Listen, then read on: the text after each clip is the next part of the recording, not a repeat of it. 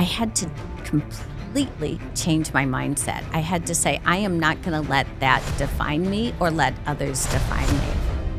How do you rebuild after public failure and then find the courage to bet on yourself again?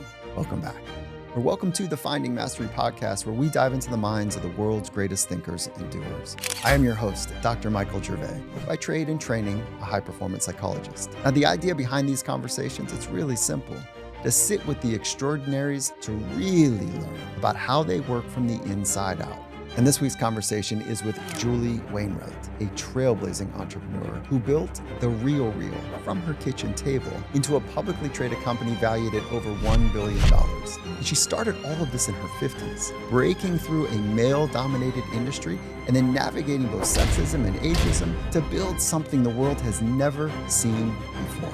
I was at that point where a recruiter had told me no one's going to hire me. And I'm too old. Pets.com is a big failure. I hadn't done anything compelling since then. How old were you? 52. 52 at the time that you were pitching RealReal. Yes. We talk about what it takes to lead through public failure, how to scale with clarity, and how to keep showing up when the odds are stacked against you. Chanel personally bullied me. And they were trying to make the point that you can't resell their bag. They were relentless, including planting fakes in the RealReal, of which some did get sold. How about that?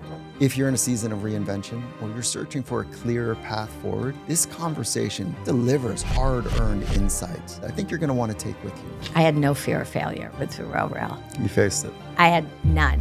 Failure is part of your learning. So with that, let's dive right into this week's conversation with the one and only Julie Wainwright. Julie, I have wanted to sit with you for a very long time. My family, my wife and I have loved what you've built as a business. It's been a great tool for us. And the main reason I want to sit with you is because I see your high art as how you work with people to build businesses that make a difference. And so I'm really excited to sit with you because of the life you've lived and how you've expressed that through businesses. So thank you so much for coming in. Wow. Well, it's an honor to be here. Yeah, very cool. Thanks. Yeah. Okay. So first, let's introduce Poppy. Yep. This is Poppy. She's probably almost 5. My little rescue dog. Wait, yeah. Her dad was a pit bull, and her mom was, as I can tell, a Chihuahua. Okay, that makes Pomeranian. more sense. Yeah, that makes German Shepherd. As far as the DNA tests, precocious little thing that runs and is already kind of owning the mastery lab here. Yep. So yeah, it's great. Yep. He's left her mark everywhere. So sweet. Okay, I don't know if our community knows that we love animals.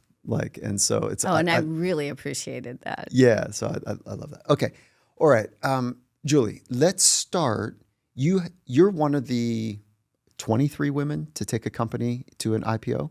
At the time, I was 20. There's been more after, but yes, I was one of only 23. And there's somewhere at that time, there was a couple thousand. Probably, at least. At least. So the percentage here is dismal. It's dismal. So, I mean, you feel good about that, but you feel more, I felt really terrible. However, and I should go over and check, I did ask NASDAQ to put me on their fraternity board, because when you walk in and they have we went public on their platform, and they have all the pictures of the CEOs, and there wasn't one woman there. So I said, please put me up on the board. I don't know if they did. I'll have to go check. Okay, good. Send a picture. I'd love to have some evidence, because you should. I should be. I think there's been at least 4 or 5 after me, and they should, whether it was on the New York Stock Exchange or NASDAQ, I hope they're all there for future people to see. What is your take on why women entrepreneurship at the radical level of success that you've had have been so far and few in between? There's so many reasons. I think, first of all, women, there's a mindset shift that you really have to create something big. You have to think that you can do that. And you have to really think that I can do what those other people do. Because I counsel women entrepreneurs quite a bit. And most of the time, they're not thinking big enough. So you have to think bigger. There wasn't it's a little better, but there isn't a great infrastructure to support women entrepreneurs. And a lot of women entrepreneurs do businesses that are geared toward women. And most people with money are men, and they really don't understand those businesses, so they're not necessarily getting funded. And then in my world, which is more the tech world, it does help if you have a degree in engineering or you have it in computer science and something in the tech world, and there aren't a lot of women. There's so many reasons. There's no one answer, but I would love to say we're making progress, but it's slipped. Post-COVID, actually, things are getting worse. So it's now, it was barely 2% of all money went to women. Now I don't even think they're reporting it. It's way below 2%. And when you're talking about most, like men have most money, you're talking about venture capitalists or private equity or like bankers that are funding businesses. That's right. Not spending on the products, but that are making the business kind of go from, I don't know, starting gates into what, okay. All right. Why entrepreneurship for you? Well, I would say, first of all, I'm going to go way back. Yeah, but please. my dad started his own company when he was 29. He started his own art and design company. How old were you at that time? I was 8. Okay. And where in the world are we? South Bend, Indiana. Okay. And what was the breakfast table or dinner table like? It was more at night. And I'm gonna give you 2 pieces of data. When he started the business, shortly thereafter, my mother was diagnosed with something she didn't have, but they said she was dying. But she didn't die. She had multiple sclerosis. It was misdiagnosed. My mom was only 28. So it was sort of this weird time, but he had just started his business. But between 29 to 36, he was really building the business and continued, and he loved it. So he started in our house, and then he got an office, and he got a partner, and just every night he would come home, look what we're working on. It's so exciting. We just got this account today. We would visit him in the office, and everything was, this is when artists had boards. So it was like, this is what's on the boards, because they literally had drawing tables, and they would mock everything up with usually magic markers to take it in, some watercolor magic markers. And so he was always, always excited about what was happening in the business. And his clients went from a buyer, which at that time was Miles Laboratory, so Alka-Seltzer, Flintstone vitamins. He did some Chevrolet, did some Studebaker, to also Notre Dame. But when he was doing the more commercial ads for people, everyone in the neighborhood was a potential actor in this ad. It was so much fun. So all of my kids that I grew up with were in some kind of ad or on something, not television, but they were there, including all of us would do shoots in the park for the new cars. So it's like, okay, we're going to do a shoot. So we were very involved in the business, and it was fun. Okay, so you're hitting on something really important, is that entrepreneurship, there's risk involved. There is stress that's high. I think about entrepreneurship as cold air on your skin. Like, you've got to be able to tolerate that. And somehow your dad created a vibe that was exciting. That was fun. There was an energy about it. There was a hub for your friends and around the dinner table and whatever, that The whole there was an neighborhood energy. got Yeah, involved. Right. there was a pull towards. So you're watching, going, oh, so when I adult, I could entrepreneur and I could have a lot of fun doing it. So it wasn't, I don't think, well, the other thing is I took an amazing class at Purdue through an entrepreneurship, but I was still afraid to do it, to go out on my own. But I'll tell you Why? I didn't. Probably, I'll tell you, well, exactly. I know exactly why, but I think it was more fear masking. But I kept thinking I had a lot to learn, and I really wanted to learn before I went out on my own. So working, when I graduated from Purdue, I was the second undergraduate Clorox had ever hired in brand management. And I learned so much there. I was there 3 years. And it was they had very structured learning programs for how you market packaged goods. So it was really good. Then I got a call to join a startup. My boss at Clorox had left, and his wife had called me to join a startup in Silicon Valley called Software Publishing. And I was 20, probably 25, going to be 25. And this is funny. I even remember how much I was making. So I was making $50,000 a year at Clorox, and because they were trying to equalize, because I'd come in cheap because I was an undergraduate. They were trying to, once you got promoted, they were trying to raise you up to the people that had an MBA. And I looked above me. There were no women above me. One of the people who was a woman in brand management got promoted into HR. That wasn't something I saw myself doing. I got this call to join this startup. And they said, well, look, we don't really have a lot of money. You'd have to take half your salary. And I'm like, I'm all in. And I was living in the city. It was down in Mountain View. But before I quit, I had to meet with the manager of the division I was in at Clorox. And he had a big office, and ready for this? No handles on the door. He had a button. Talk about power. He had a button under his desk where he could either let you in, keep you in, or let you out. Oh, God. Which is really creepy. Yeah. But, I mean, that was then. So he sat me down, and he said, so you've accepted another job? And I said, yes. And he goes, and what's the revenue? And I don't remember. It was really small, like $3 million. He said, I can raise the price of liquid bleach by a half a penny and make more than that company will ever make. Why are you doing that? And I said, well, it looks like this is the future, and I'm young, and if I don't take a risk now, I won't. And then he's like, okay, you can't come back. And then he said something that was really funny.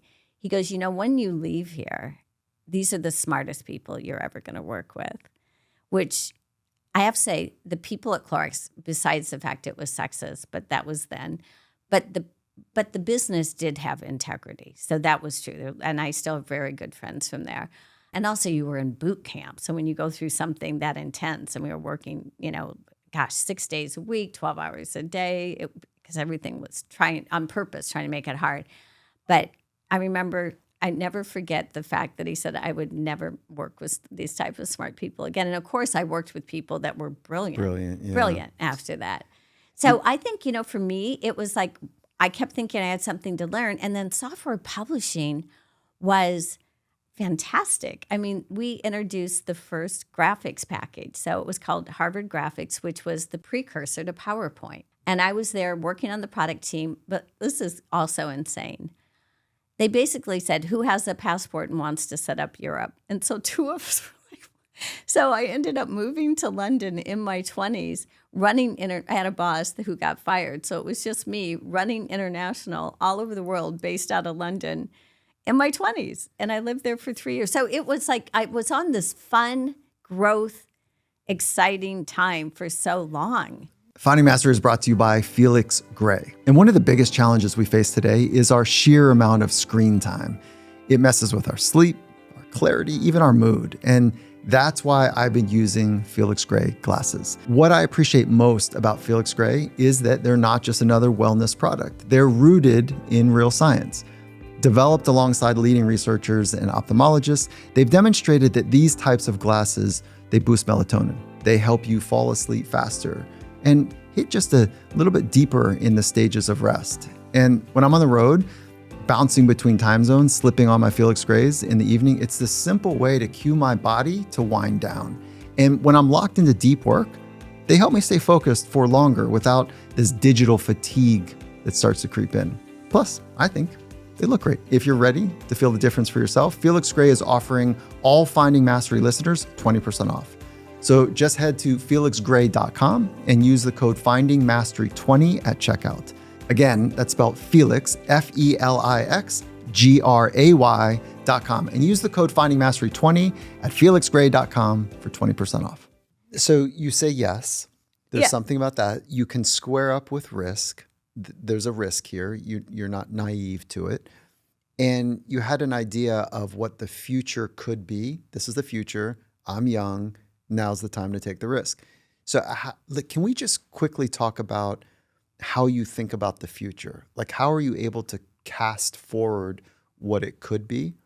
And I'm asking you to share how you use your imagination to think about a compelling future later. So it's fascinating because working in the tech world, you're around people that think differently. And so I've been able to gauge myself. And I would say I'm pretty good about 5 years out. One of the guys on my board, when I started The RealReal, Cable Desai, is probably about 14 years out.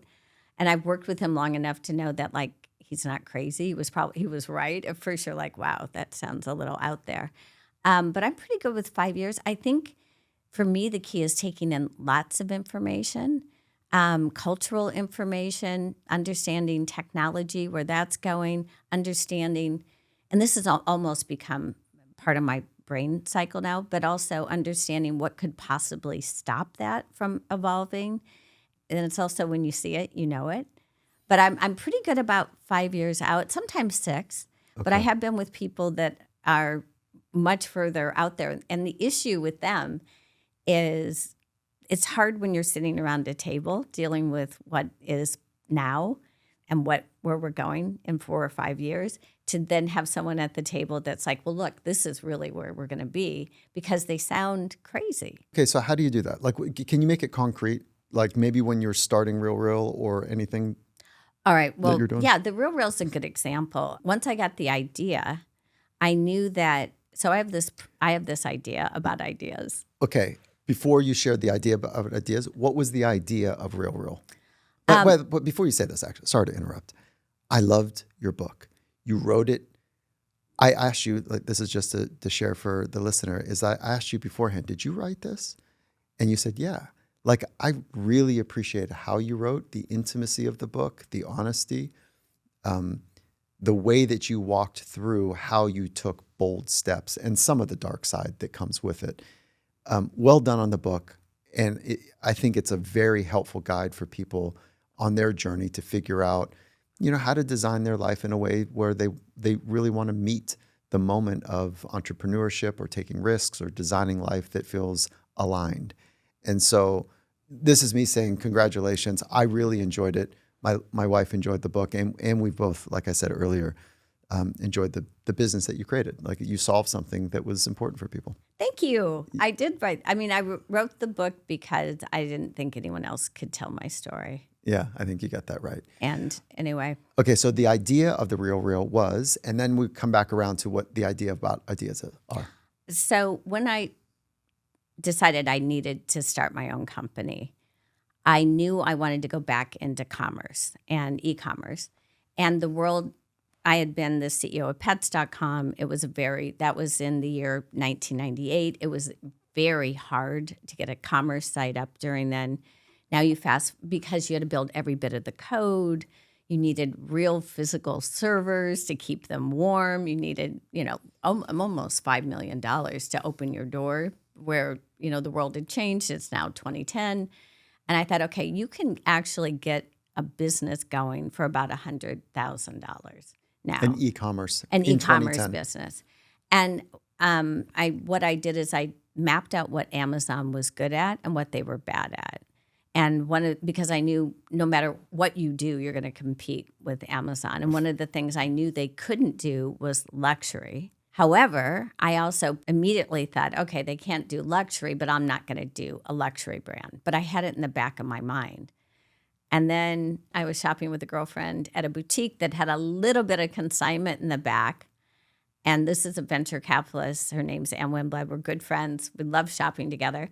And she bought previously owned goods in that boutique. And I said, wait, you've never walked into a consignment store once we got out. She goes, nope, would never shop in one. And I said, but do you shop on eBay? She said, no, I'd never shop on eBay. I said, you just bought consignment. And she said, Julie, I bought beautiful brands at a reduced price. Who cares if they were worn by someone else before? And that's it. And it was because I had that framework in my brain. I'm like, that's my luxury play against Amazon. It clicked right there and very fast. So I see how you're working. Like, you're looking for the gaps to solve a solution.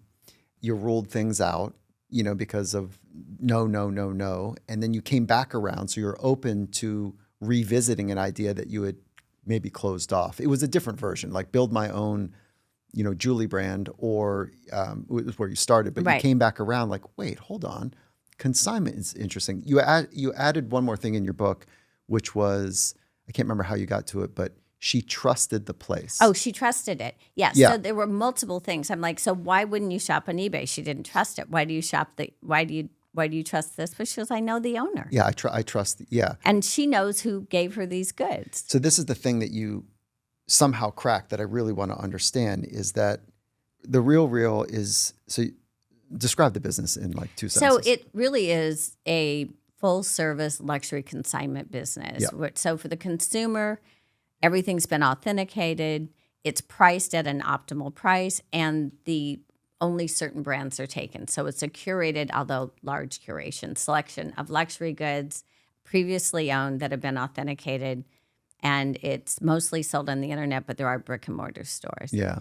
And for the consignor, it's full service. We come to your house, pick up your things, we do all the work. So we photograph it, price it, sell it, and you just collect a paycheck. So the point that I wanted to make here is that when my wife would buy something or sell something, there's a trust that it's a credible thing that's being purchased or what we're selling or what she's selling because she's kind of done with the product, that you're saying, yeah, that's the actual design or whatever. And so you created a trusted ecosystem. It had to be. Yeah. And full service too. But the trusted bit is really important. Like, am I getting what it was advertised? Right. And on eBay, you never know. And the dupes and the whatever they're called are so many fakes, so real. many counterfeits. Yeah. It's wild how, yeah. It's wild. It's such a weird business. Okay, so all right, now let's go back. So you had an idea, and it happened magically, like bang, through your friend, Right. and you said, "I'm going to go do that." Right. So is that how things work for you? Yes. Like lightning bolt? Lightning bolt. But you know what? I also have this premise. Remember I said I have an idea about ideas? Yep. So I figured if I'm getting this idea right now, it's up there somewhere, which means somebody else is also getting it. So I really felt like, yes, I had a framework in my head and I'd done some homework ahead of time, but I always feel like if I'm tapping into it, other people are. So is that like a collective consciousness? Well, that's type how of I idea? talk about it. There's like a stream of ideas that are in the world. They're out there. Yeah. And so the idea is not the rare thing. It's the action on the idea. It's actually what you do, how you execute the idea. And in this case, I was absolutely right. So there was the RealReal focused on luxury, got funded eventually, but there were about 4 or 5 other companies that were trying to do the same thing at the same time. And one of them was ThredUp, which is still there, which is more low end. The other one was called Poshmark, which was self-posting, and they were saying they were being social shopping, which I always thought was a bit obscure.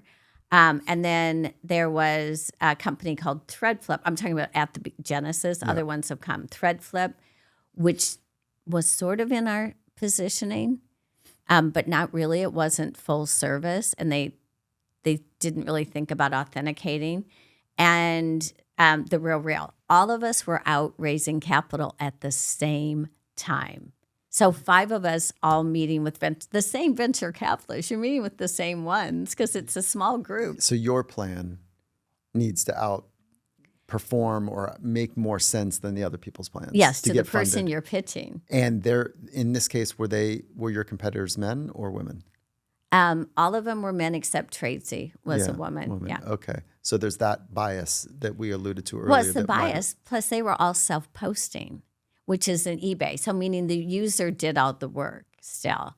And mine had all this back-end infrastructure, which people are like, oh, that's too much work. It'll never make money. It's too hard. But in fact, that's the moat. I never understood how they were going to differentiate their product, to be honest. Because if I just break them down, I'm like, and ThredUp pivoted. So they're sort of a different thing. They started someplace else, and then you had an infrastructure, and they pivoted to full. They do everything the RealReal does except authenticate, but for $39. So that I never understood. Threadflip sort of had a hybrid model, like we'll do some of the work, but you can self-post. But they weren't going to authenticate, and I thought, well, okay, then they're going to. I don't know what's going to happen to them, but they're not clearly in our space. Poshmark had a whole, this is social shopping. Everyone's going to be doing social shopping, which is true. Social shopping's a thing, but it's a thing on Instagram, not necessarily a resale platform. But they felt like, and they were going to be on fashion, but they felt like a segment of eBay for fashion, but nothing different than eBay to me. So then I had to sell the differences, why our category was different, why our approach to the customer was different, and why the company would get to profitability. And you said moat, meaning a defensible moat, that if we had this software algorithm and the authentication of the brand. Oh, it's bigger than that because, if you do all the work for someone, we have a sales team out in the field. So we had people picking up the right products, then shipping to central locations to be processed, rows and rows of photographers taking pictures. The authentication using AI and machine learning came much, much longer. It was a slower build process. Okay. So we started with just people doing every task. And when I left the company, we had 1.5 million square feet for ops centers underway with about 30, I think they still have the same number, about 3,300 employees. And you started on your living room table. It did. Yeah. And if I have it right, the sequencing right, it may be one of the, okay, let me do two parts to this. You smile when you speak. I know, it's so much fun. Right. Yeah. Like there's only when I'm happy. Yeah. So yeah, that's good. Yeah. Right.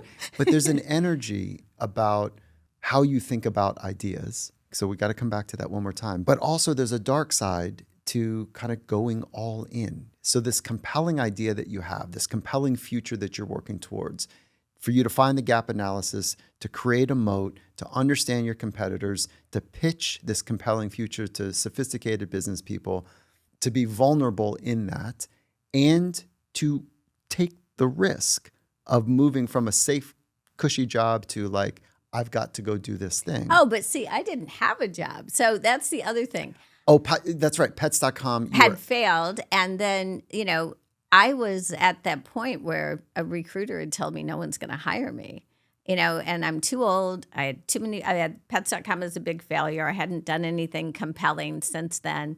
So I had to make a decision, just sort of throw in my boots and like pack my bags and, move away or How old try. were you at 52. that time? 52 at the time that you were pitching RealReal. Yes. Finding Mastery is brought to you by Momentous. I am really excited about this partnership. After my podcast conversation with Kelly Starrett, he pulled me aside and he said, have you seen what Jeff Byers is building? Now, Jeff played in the NFL for a handful of years, and what he's doing now is he's building a world-class nutrition supplement company whose focus is in human performance. I was well aware, and Kelly put Jeff and I together, and we met over dinner. I leaned in with all of the hard questions, and I left dinner really excited about what they're building and how they're going about it. Since then, Momentous has earned my trust, flat out. They are walking the walk. They're holding themselves to the highest standards. They're dedicated to working with top experts in the field. They're really doing something nice here.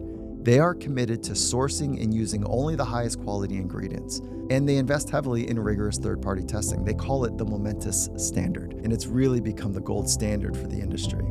That's why they are also trusted by some of the most demanding, high-performing organizations in the world, especially in sport. Here's the products I'm using. Complete Sleep Bundle, for the obvious reasons. Collagen Shot, my wife loves this product. Ashwagandha for cognitive support. And I really like their creatine amino stack. It's great. It mixes really well. They got the right ingredients in there. They've done a really nice job there as well. They've got a ton of incredible supplements and formulas to choose from based on your unique needs. So if you're like me and you want to support your brain and body with supplements made and used by the best, just head to livemomentous.com/finding mastery or use the code finding mastery for 35% off all of my favorite products.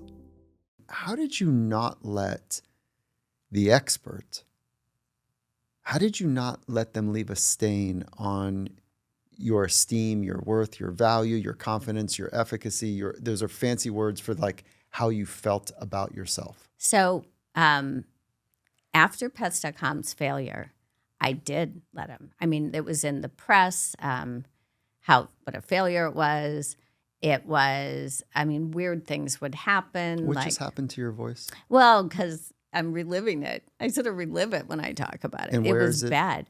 Well, it was a dark, dark time. It was sort of like I had the biggest scarlet A on my. You know, did. I did. I mean, even when I'll tell you, I was thinking about in prep for this. I remember going into a class in a bookstore that was having a writing class, and the teachers like saying, "Oh well, what did you do? Well, I just need to understand a little bit of background." When I said I was the former CEO of Pets.com, she basically wanted me out of the class. So it was sort of this social stigma layer. And when you were just But that sharing, was a small example. that's a small example, but it's still Oh, it's the still alive. the pushing out, the not good enough feeling, the Well, it's a little bigger because I came from a family that you sort of, you gotta kill something to eat. So basically you gotta entrepreneur. make your own way. It's not like I came from, in fact, my dad used to say, if I make a lot of money, I'm gonna spend it. So you guys better do well. Okay, thank you, Dad.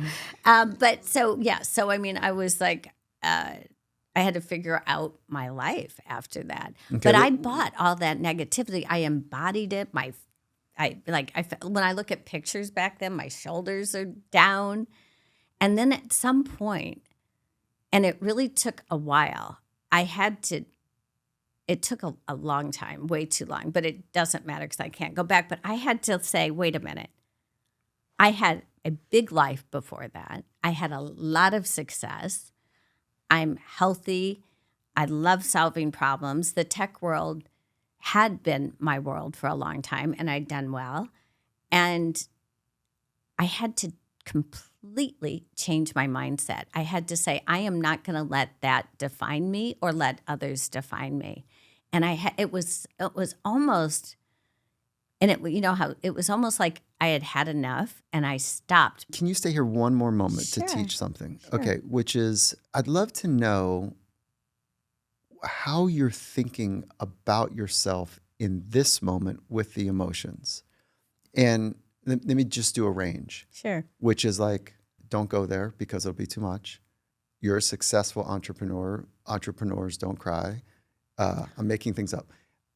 Women need to look strong, and I don't want to be the one that looks quote unquote weak by being in touch with emotions. I disagree with that flat out. But none of that. I think Okay. what it is it was by the way, the press still asks me about it. So it's one of those things that never goes away. And they ask about they just did because it was the 25 year of the .com bust. So yeah. they wanted to talk about pets.com. Okay. And they said it, and honestly, I don't think I have it still, Michael, but someone was trying to be nice to me, but they did which wasn't nice. They did a whole press thing of all the negative press on pets.com. Literally, it filled binders about this tall all over the world because it was emblematic of a .com explosion, which actually in 25 years later, it was the precursor to all these other businesses. Timing wasn't right. Timing could have been right. It was really access to capital dried up. Because you know what other company started then? Netflix. And he never stopped getting capital. And his business also went through a period where, no one else was getting funded. He was still getting funded. So he had the right team behind him that wouldn't give up. But these are, they're older businesses. I mean, it's phenomenally successful. But I remember when everything was busting. It's like, no, he was still quietly going along and he had the right VCs behind him. But the funding world stopped. I would say my biggest issue with it when I go back, it's multiple things. One is other companies lost more money than me, a lot more money. And yet, if you go anything, the puppet's still out there. Everyone still uses it. Now, people... What's the puppet? Oh, the pets.com puppet was a big symbol of the .com buzz. Okay, got it. Yeah. And so people, it's a little sock puppet. It was really cute. Okay. And it had a good brand following. But companies like Webvan lost over $1 billion, shut down. It was the precursor to DoorDash and Instacart. But no one talks about Webvan they probably can't even find the CEO But no one scrutinized him, but they all scrutinized me. Yeah. And there's a it saying in was- the military, those that lead bleed, and you were leading. I and was you leading, felt the and I bleed. also, in this case, it's not about, I think because I was a woman, it didn't help. Oh. All right. So remember, women CEOs are rare. I don't think it helped. And I had a couple people tell me that in the media. It's like, you know why they're doing this? It's because you're a woman. So I don't think it helped, but it was so dark that I still get a little angry. I'm very sad. The other thing is I'd been married, but our marriage was under duress. When the day I had to shut down Pets, he literally said, and he knew it, it was public. It was a public company, so I've taken a company public twice. He said, I want to leave. So he ran away. And so then if you think about, okay, I'm shutting down Pets. I'm going to go home that night. He's going to be gone. And I have weird press showing up at my door. And let's just talk about, I'm a woman, so 42 years old, married during the big childbirthing age. Like, we didn't try not to have kids, but we didn't do anything extraordinary. And I'm like, okay, now so you have to think about, at that time, I didn't think my career in Silicon Valley was over. I just thought I had to shut it down. The press was terrible. I had to get my life figured out. And the press never really stopped. But it was so dark, and it was like everything piled up together. And when it went on past the norm, it took about a year, about 9 months to shut the company down. When it kept going on, and I would say that's when I bought it. That's when I bought Swallowed into the whole negative. negative. It was sort of like, too raw. it was too much. Yeah. But a combination of, like, this isn't me, like it was like a waking up. And also, I just remember sitting at a baseball game, and I was with a friend who really loves stats. Records all the stats. She's really a little, probably on the spectrum, a little weird. Anyway, she had to get all the stats all the time, knew all the stats of all the baseball players. And I'm more of a basketball, football person, but it's really fun to go to baseball. But I'm not knowledgeable about that as much as I am about basketball and football. This is called growing up in Indiana, by the way. And I thought, oh my God, look at those batters. She's like so excited about this guy. He fails 67% of the time. And I kept thinking, well, I failed once, and I'm doing this to myself. And I knew this too. This is the thing, when you know something, I knew if I was that negative, felt that bad every day, I'd bring that forward.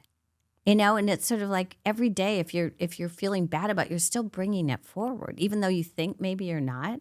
And I'm like, I have to stop this, because I'm creating my own future by living in the past, or actually taking on how other people define me.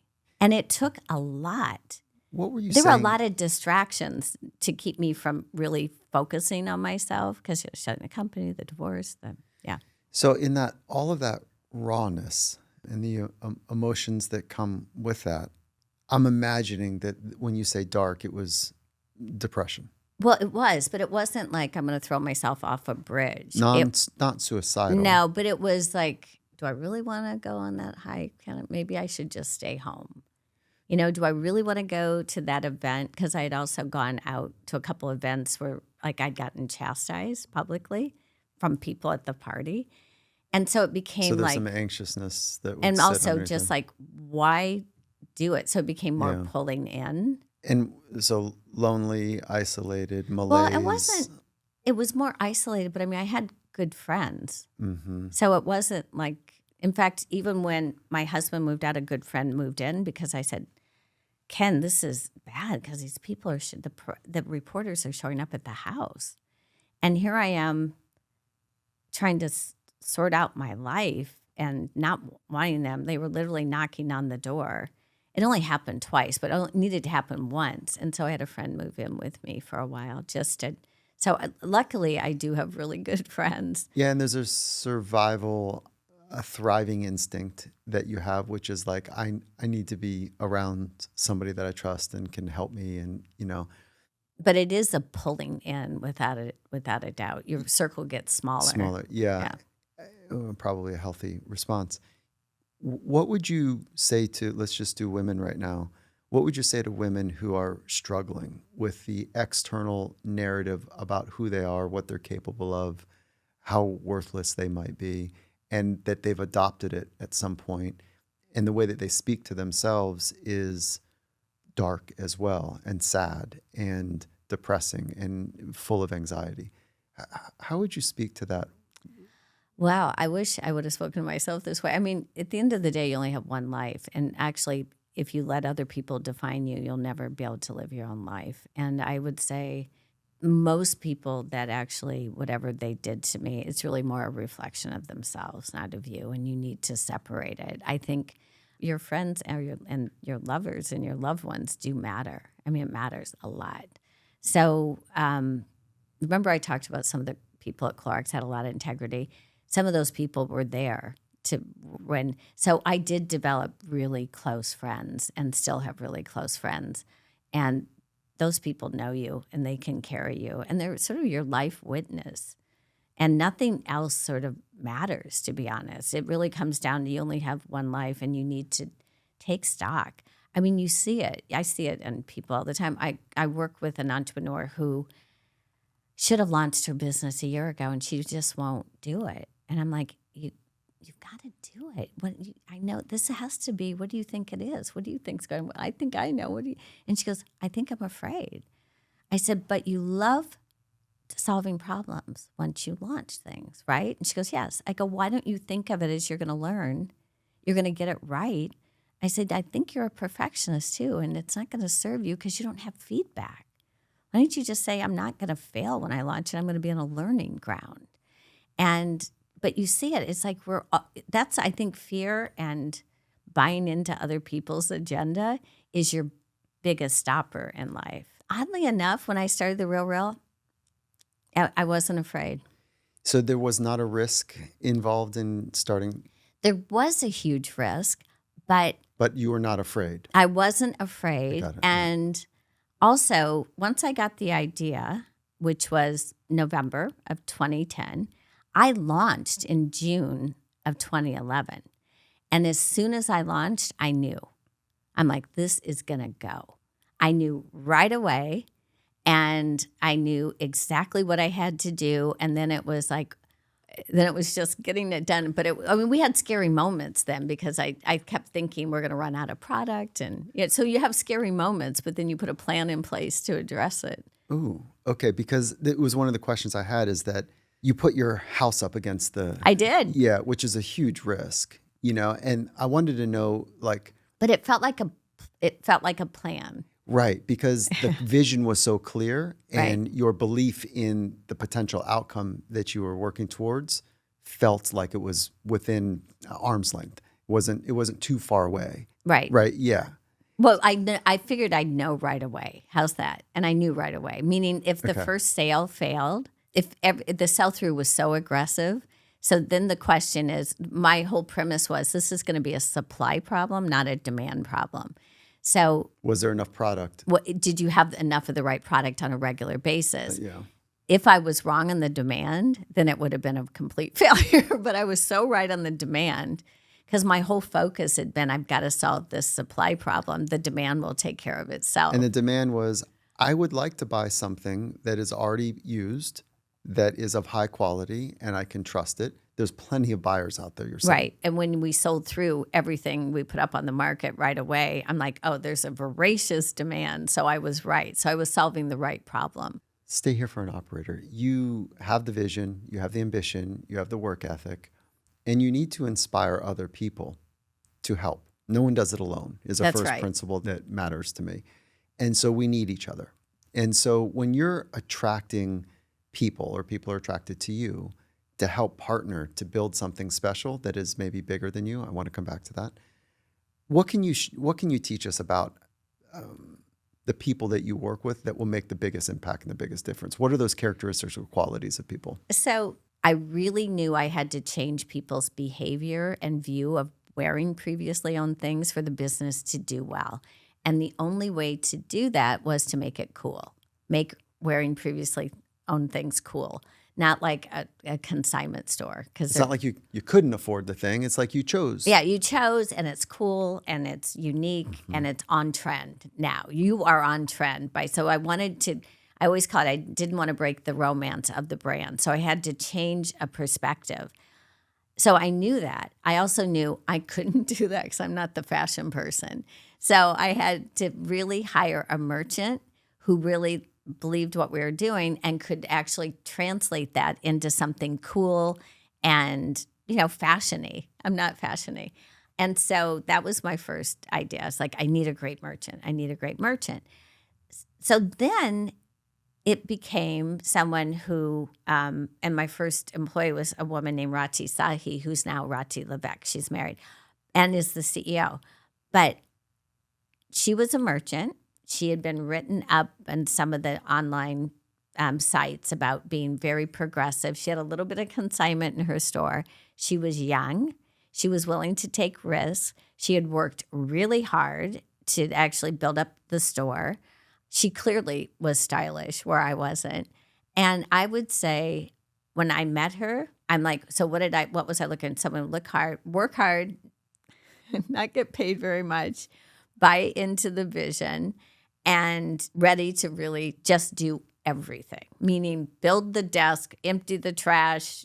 If you have to take the pictures because the photographer was quitting all the time, edit the photos, just do it all. So I was looking for someone who had a skill set. She clearly had a skill set as a merchant, but wasn't afraid to do everything else and work hard. Do you hire for skill or do you hire for scrappiness? In this case, I was looking for both. Both, yeah, Both. right. Well, you're an independent thinker, so I see how that would be really important for you as well. It's really important in a startup because for instance, and we hired this woman named Maria, who I write about in the book, and she had a good salary. She'd been with the company like 14 years. She's like, no, I want to get into fashion. I'll do anything. I promise you I'll do anything. So she did customer service. She did shipping.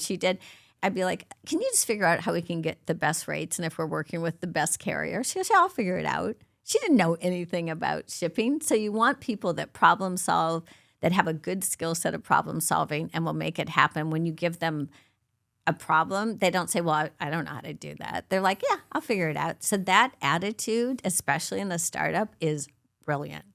Absolutely brilliant. There's when we were doing selection at the Seattle Seahawks, Coach Carroll, the head coach of the Seattle Seahawks, one of the framings that he would have about fit, they had to obviously be physically, technically, mentally great. But the final kind of touches of who to bring on the roster, there's only 53 athletes, right?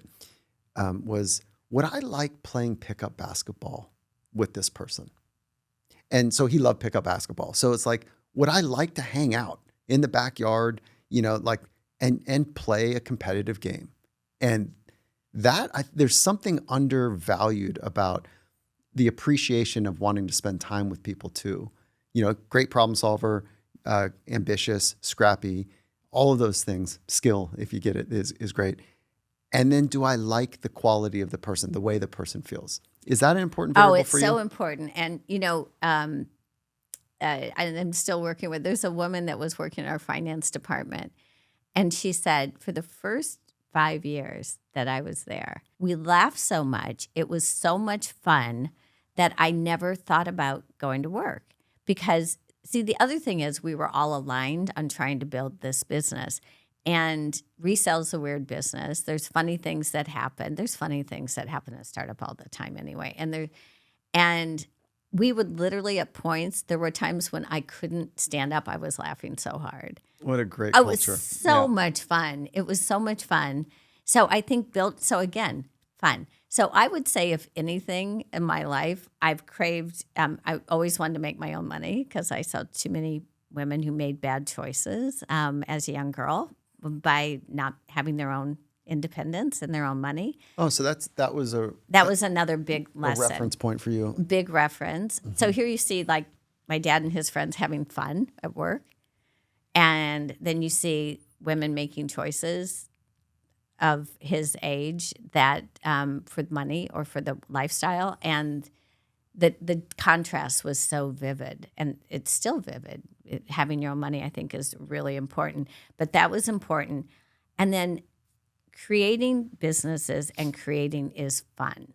And creating that and making sure people join a company because they actually do have a passion for working hard and making it fun. It's so much great. So I'll tell you a funny story about Rachi. We literally were joined at the hip, did everything. And she's, a lot younger than me, which was great too. But I know I had more energy than her. I still do. But anyway, so. Not that you're competitive about we're living a always great competitive. life. But at one point, and it was probably 2.5 years in, she said, we have to have a talk. And I'm like, okay. She goes, I can't work Sundays anymore. I'm like, what? Are you kidding me? She's like, I'm like, oh my God, you're such a millennial. She's like, I can't do 7 days a week anymore. I'm like, all right, I guess if you have to. But anyway. If you were to advise a startup now, would you say 7 days is required to get it going? Or would you say there's a different balance that's required? I think people fool themselves that they think they're going to do something big and work part-time. And I would say part-time in a startup is not 7 days a week. And I can tell you, especially when you're the founder, even when you're not physically there, you're working all the time. Understand. And you have to. How do you manage that insatiable drive with teammates that are more interested in maybe the work-life balance or the Well, those people came later, and it was always hard, to be honest. But at the beginning, it really was people, I would say, until we got to pretty far, probably about almost 500 million in sales, because the company went 10 to 25 to 50 to 100 to 250 to 5. And it was sort of people that were all in. And then it was always hard to find people who were that committed. And look, I understand people need a life. And I wasn't working 7 days a week. Well, I probably was, but I didn't expect other people. I wasn't one of those people that sent missives at 2 a.m. and expected someone to answer at 5 a.m. I always respected people's boundaries. But then I just wanted complete accountability. So I had to switch because you have to be then accountable for the decisions you make. cold air on your skin. And if you are accountable and you can get the job done in a shorter time, then that's fine. And so create whatever lifestyle you want. You're accountable to these numbers. You're still accountable, right? And the only risk with that, and it was always a risk, it can result in it becomes a process-driven company, not an innovation-driven company. Yeah. And so then we had to figure out how to balance that. So the innovation was still coming from Rati and I talking regularly on a regular basis. And so, but that's not a scalable solution. So so the innovation can get sidelined in that way. Yeah, this is a rich insight. And also number hitting is a lagging indicator. Exactly. So to be able to pivot quickly, there's a problem to innovation and there's a problem to agility if it's about numbers. And the only time you look at numbers is, let's say, quarterly. Well, no, we had it daily. We had it. Look, I mean, I had everything scaled where I knew what was happening every 20. I need that. I really need that. I had it set up so literally by, let's say, 9 a.m., I could tell you what the day sale was going to be on because I had complete pattern recognition without a BI department. I mean, so did all of us at the beginning. I'm like, okay, this is failing. We're going to have to do this. So, but everything, the business was real time. In commerce, it's easier in real time. But, there is especially with a company that has a lot of processes and put technology in place to scale, having someone focused on that process is really critical. Having someone focused on innovating is also critical. And when I left the company, I would say there isn't anyone there doing that. Now, do they need it right now? No, but will they need it? Yes. And it's harder for an outsider to come in because chances are their knee-jerk reactions or their ideas is something that was 10 years ago or 5 years ago and maybe tried or rejected out of hand, right? So it's a harder thing, but keeping that alive, think about Apple. And when Steve Jobs died, everyone's like, innovation's dead.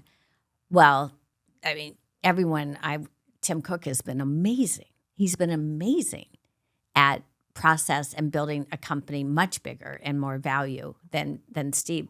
Not that they're mutually exclusive, but they haven't innovated for a long time. And so the key is, do they have that in their DNA still? And where did they go? I don't know. I can tell you that an innovator's life within a larger company that has to hit their numbers every quarter and report their numbers is a harder life. And it's harder to keep that alive. You almost have to shell it off, but you don't want it disconnected from the company, because if it's too disconnected, it's like what those strange people are doing over there. They're not integrated. It's a tough challenge. That's why companies end up buying a lot of innovation, because they don't have it internally. Right. And then they can kill it. They can kill it if a lot of them kill it because they don't have the mindset for the innovation. So you're a dragon slayer in a lot of ways. Like you face radical situations and you do it with a smile. You face the radical situation of a dark phase. You were honest in that approach. You came through with better insight, deeper understanding, and probably a bigger smile. You also face some dragons inside your business. There's two questions. How did you work with Chanel? Oh, yeah. Okay. And I'm aware that there might be some tiptoeing around this that you need to be for maybe legal reasons or whatever. And also, what are the most difficult parts of building a business? There's two parts of dragon slaying in there. So can you hit the Chanel thing? And the reason I bring this up is because you're charging, you're surging. There's an energy you're building, and then you've got a Titan that Chanel that is backdooring, that is blocking, that is demonstratively pulling you away from growing and bigger opportunity because they saw a threat. Right. In the resale market. That's right. In the RealReal. They saw it specifically a threat. RealReal. In the RealReal. That's how you know you're actually when the big ones are like, hey, this one's a problem, which is you and the RealReal. So how did you deal with that bit? And maybe you can open it up in a story to demonstrate your point. So, look, the RealReal is a disruptor in the fashion industry. And I would say it's probably true that none of the big brands, whether it was LVMH or even Kering, who was a little more open, or Chanel, wanted us to exist. But Chanel was the most active, and they were active early on in the business because we had a relationship. Active in blocking blocking us. We had a relationship with Saks and Neiman Marcus, which at that time were two separate companies. And the goal was to encourage people to consign their closet, then come back and shop at their stores. And Chanel absolutely blocked Neiman's and Saks from working with us.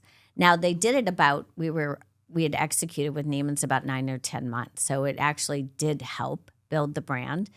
But here's what I knew, and here's why I knew they wouldn't succeed, although they kept hammering away. My business was business to consumer. And if a consumer bought the product, they had the right to sell it. So they couldn't legally stop me. They could slow it down. They could, and they did. They used a lot of tactics. But I knew that if I was keeping my consignors happy and my consumers happy, Chanel would lose. So I focused on those things. Now, Chanel personally bullied me, which was it was childish. Personally bullied me. It was like they brought me into a conference room to basically denigrate my business and me. And I thought, it was like, it was rude, and it was really rude because it was 8 a.m. in the morning. I was living on the West Coast. I was 8 a.m. East Coast time at their headquarters. With a senior leader. The senior leader had a 3-minute conversation with you, exited to leave me with his IP lawyer who just basically, and I said, we had just opened a pop-up in Soho. And I said, have you seen the store? And she's like, why would I? It's resale. And then it went downhill from there. And it was, including, she goes, would you like some coffee? And I'm like, I'd love some. She goes, get it yourself. It was just And you didn't move. No, yeah, I didn't move because it's so rude. It's really rude. And you know what I love? Share with the listener who hasn't read your book yet what you did, how you ended that meeting. I just got up and walked out. I'm like, I don't need this kind of abuse. It was abusive. Were you pissed Oh, or I was were you pissed. graceful? No, I wasn't graceful. I just said, you know what, we're done here. I was mad. I'm just like, in fact, I might have said, you are so rude. Yeah. I mean, you're just rude. Yeah.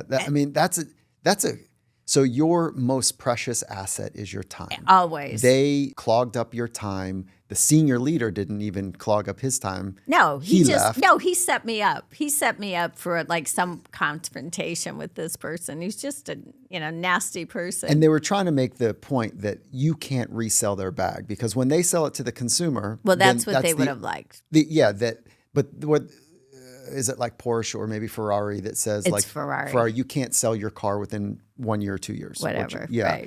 Right. Which is illegal in the U.S. It's mine. I do whatever I want with it. But I think if you ever wanted to buy another Ferrari, Then they're like, right. no, like I see what you're doing. You're flipping the Right. cars. You're like hurting our business. Like, okay.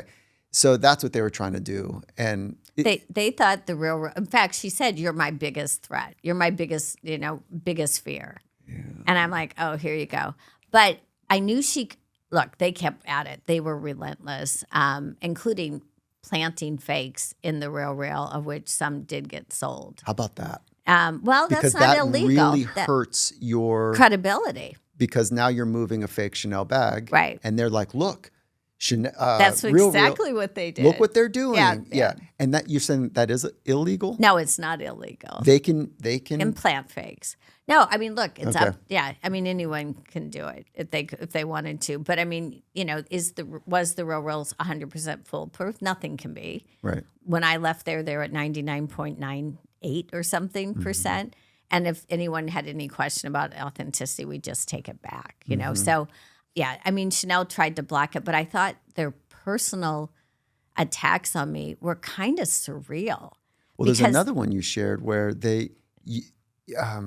so there's your, I don't know, I'm going to make it up, like a 20-foot image of you being celebrated amongst some Titan entrepreneurs. Can you tell this story? That was WWD, which is the Women's Wear Daily. It's sort of the biggest event, and they were honoring Karl Lagerfeld, who was the creative director. One of the greatest ever for Chanel. But they were also honoring me for the RealReal, and then the head of Gucci, the head of Patagonia for sustainability. Yeah, Yvonne. And we're at a table, and I look to my right, and I look at the name tag, and it's that head of Chanel North America is now sitting right next to me.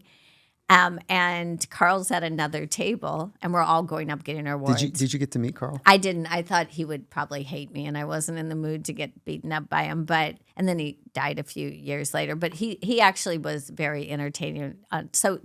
I guess the story about Carl, which I kind of love, he just made everything up.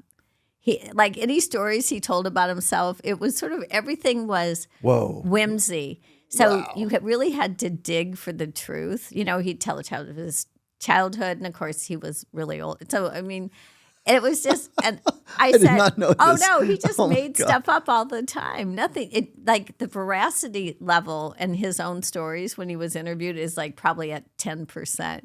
So I've got the head of North American, and I said, "Oh, you're going to have a bad night sitting next to me." And he said, "No, I asked you." And I said, "I bet you did." He goes, "Oh." Anyway, it was, I mean. I think that person was sabotaging. they had, when he left the table, WWD exec said they tried to get the award. He personally tried to get the award pulled, and he moved the name tag so he could sit next to you. Nasty. So, I mean, Yeah. what kind, it's like a physical power move or something. Was he like trying to psych me out? 100%. I mean, but come on. That's just so silly. It's child's play. Well, I mean, for people that you're playing a different game. Okay. If you're trying to play a power game Right. with that person, they've got a lot of power, and they were trying to flex it in physical ways, in financial ways, Right. in resource ways. But you were playing a different game. Yeah. You were not interested in power. No. You were interested in building something bigger than you. Right. Period. It wasn't about me. So even, so that. But you've got a 20-foot, image of you. I know. Yeah. It was Carl and then me, which I bet you someone did that on purpose. So you first walked past Carl, then I was right there, and then all the other CEOs. But those are massive. Oh, massive. They like were. Yvonne Chouinard from Patagonia Yeah. is like a an entrepreneur hero of mine. Yeah. I've never met him, but like what he stands for, Sure. purpose over profit. Sustainability, And yeah. So for you to be up in that high altitude. We were oddly, when you do these things and you get awards, there seemed like, okay, an award, but that one sort of did matter. It was like, okay, we're here. Yeah. That's cool. We're absolutely here. And it was a really special night. And because sometimes you get these awards and there's like, okay, you had to buy the table, to get the award. And this wasn't one of those things. It's like, yeah, we'd love to give you this award and it will only cost you $50,000. Yeah. And you have to bring all these all of your people. Yeah, right. And you want two of them. Yeah. And you're like, what am I doing yeah, with my exactly. life? Yeah. So but that wasn't one of those. very cool. What would be, this is dragon slaying again, what would be some of the most, or the most, be, provocative for a minute, important decision that shifted your trajectory? Well, see, once I took venture capital money in, then that's where I was, and I knew I was going to need it. So it really came down to just feeding the beast with money and getting, going IPO was a big shift. It was great.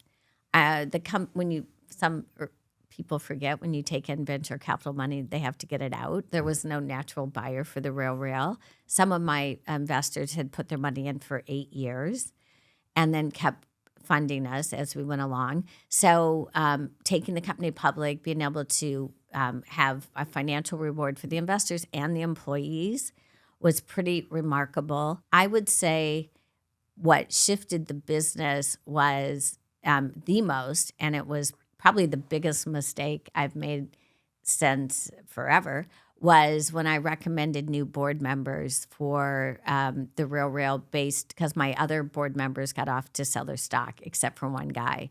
And I blew it. And I'll tell you how I blew it. I naively did not consider a value-driven axis when I looked at adding board members new or recommending. You don't really add them when you're public, you recommend them. And I looked at their experience or what they could add in experience and didn't consider a difference in values. And I would say that people coming from a corporate world being on and it was heavily loaded with corporate people after being on a company that was entrepreneurial in nature, that was collaborative in nature, that had high growth, that had technology as an underpinning.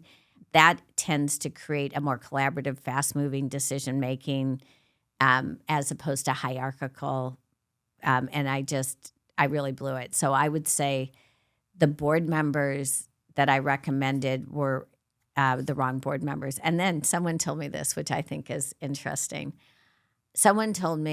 A guy told me, he said, the problem with what you did is women tend to recommend who they think will add the best to the company, and men tend to put on people that'll always support them. And it never occurred to me. So I brought on people that I would say ideologically I was not aligned with, and I don't even like them, to be honest. I don't like them as people, and I didn't know how much I didn't like them. So that ended up being bad for me, and I don't think served the company, to be honest, because what I had was one guy on the board who was the last money in, didn't get his money out, and the stock fell pretty aggressively during COVID. It was a big fight out. In fact, it really, I don't know where it is. Last time I looked, it was pretty much below when I left, still low. It's popped up and around, but it's been really low. And that person basically was undermining me, and then I handed him a board that had no allegiance at all to me. And we were coming out of COVID, which was very demanding, and I was really heads down. I had a new CFO. And he was motivated to make money. I'm sure he had a lot of pressure because he blew it. He blew it personally. Let's just say that guy could have gotten off the board and sold and he didn't. So he lost money for his investors. So he swayed the board. I don't know that for a fact, but that's what I went into it. So you got and then I out. Didn't help. I got pushed out, and I didn't help myself. I lost, because I didn't help myself. Let's just say he probably created a story about me, and then I just fed into it because yeah. And also, meaning I just called him on stuff very publicly, and people thought it was a terrible thing to do. For your My action. my new board members thought I was horrible, and then I didn't. Anyway, it just degraded within a few months after that. But I mean, there's a sadness here. well, it was about very what sad you because built. oh no, it was terrible. I would say it was really bad, and and I will also say, which I say in the book, look, I was also really tired. COVID was hard on the business. We had to do a lot of weird maneuvers to get around shutdowns, to get the product up. The business was growing 40% before COVID hit. Within 5 weeks of shutting down, it dropped. So it was in 40% versus a year ago. So it was an 80-point swing. We had to do a lot. We had people freaked out. We had people in the ops centers who we had to furlough people. We had, the whole spraying the thing. No one really understood it. I was worried about people dying. And then my top CTO, who was great, said, I'm leaving. I'm going back to Sweden. So he quit. And then I had to fire a sales. So it was just, I don't know if you say these words on your show, but it was a shit show. It was a shit show. It was trying to hold everything together and hire new people. So it was a bad time.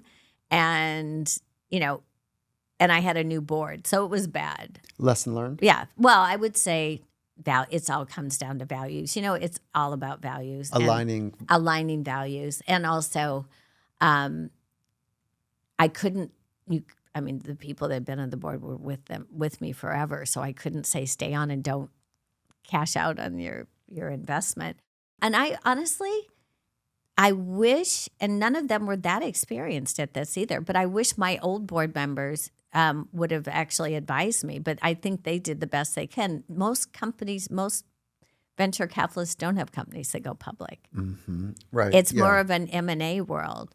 So I would say I wish I would have asked their advice, but honestly, I was asking them advice on things that were going on, the craziness that happened after we went public. And most of them were like, we've never seen this before.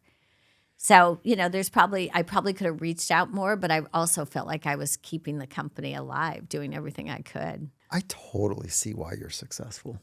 You have a sharp spark, and a appreciation for that when hard times come, that you know what that means and that you'll navigate through that again.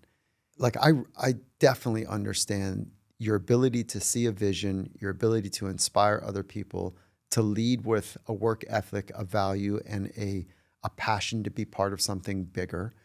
And it's great that you're going to make a lot of money along the way. Like, I totally see the attraction to be able to be led by you and your frames of reference, both from early childhood all the way forward, that help you make bold decisions along the way that are backed in a plan. You're a systems thinker that also allows yourself to have that intimate connection with your people. Oh, absolutely. You mentioned purpose earlier, like being part of something bigger. What are your most important practices to be connected or to stay connected to purpose? I think it's really understanding your own values and then just keeping yourself aligned all the time. And it's a weird time now too, just with all the politics. So it's hard. There's a weird environment that I haven't experienced as an adult, but I would say I'm very conscious about it. I'm very conscious about how I spend my time and what I do. And yes, it becomes being more conscious. Julie, it's so much fun. Like, thank you for sharing your expertise, to going into hard places in the conversation and allowing me to feel like that sharp spark of brilliance that sits right underneath, in your heart, behind your eyes. That, I think, is a signature that I will not forget, of how you created what you created and how you went about doing it with your people.